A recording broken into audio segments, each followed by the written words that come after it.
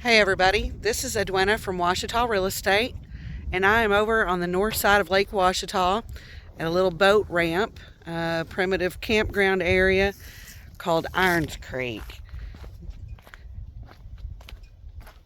So there's a place to launch your boat. You can go out to the lake, out to Lake Ouachita this way.